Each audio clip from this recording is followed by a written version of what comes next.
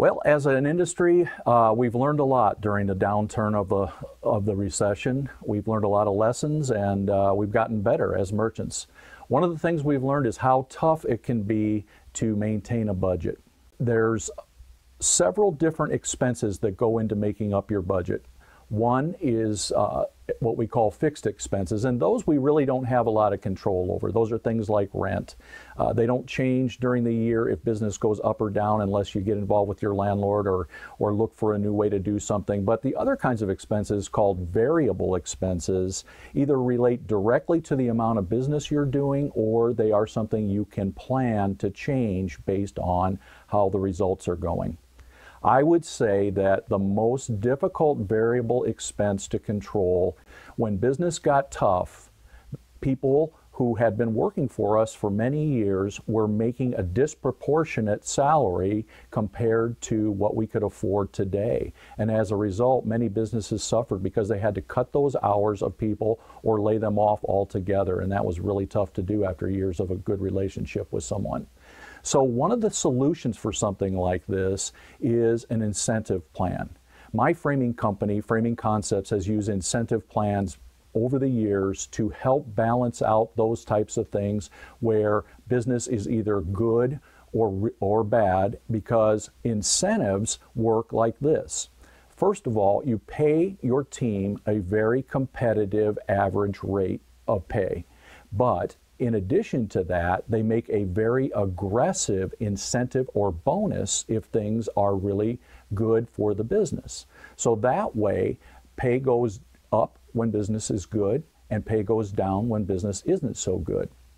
The other thing is, by establishing an incentive plan and making it simple to follow with very few rules, everyone has the same goals. It keeps everyone moving in the same direction and makes sure that we're concentrating on the very things that do build business.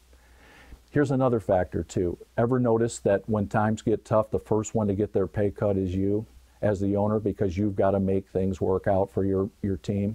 Well, with an incentive plan, everyone shares in the same risks and rewards. Everyone's moving in the same direction, and everyone gets rewarded for their hard work. If things aren't working out, everyone's pay is more commensurate with what the business is doing. So how can you do this? How can you make this work out? There's several key factors to constructing an incentive plan. But like I mentioned before, probably the most key factor is to keep it simple. Here's an example of a type of tool we've constructed to help people with an incentive plan. First of all, this tool takes into account the gross margin for the company's custom framing and merchandise. That's because we only want to pay our incentives on the actual profit of the additional sales, not just for the additional sales. So here we've listed out our goal of sales by month for the entire year. And then you can see that we filled in our sales for January and February, and now it is the end of March, time to pay our first incentive payment. See where people have calculated out to be for the first quarter, and March ended up to be $34,000. So we now have our sales being exceeded for the first quarter over our goal. The company's average ticket goal, which is the main thing that we're basing our calculation on, is $230 per project. In the first quarter, Jane had $240 per project, but John only had $220 per project. The other factor that the company wants to keep control of each and every month and for paying out bonuses is how quickly projects get through and back to the customer and how accurate they are. In the month of January, the company had 66 projects pass through production, and all 66 were produced within 7 days of taking them in. In February, 77 projects went through, 72 of those were finished within 7 days. In March, 82 projects went through production, and 80 of them were done in time. So now we have our record kept for the first quarter, where 225 projects passed through production and 218 of those were completed within the proper amount of time.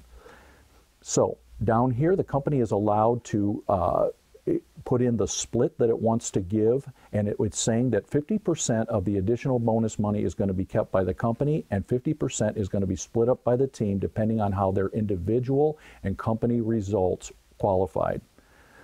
Flipping over now, you just press on the bonus results and it shows what each person receives in additional monies for the first quarter. We can see here that Jane will get $1,919.84, and the reason that hers is higher than John's is because she exceeded her average ticket goal while he was underneath that. This allows everybody to see how they measure up as a team and as an individual throughout. And we advocate putting this up where everybody can see it and strive to meet those goals each and every quarter. If you're interested in creating a tool like this, we can custom design it to be specifically made for your goals. And what you should do is just go onto the website here that you're on now and fill out the form, email it to me, and I'll contact you regarding it. Or you can call me on my cell phone at 219-508-7923. Thank you.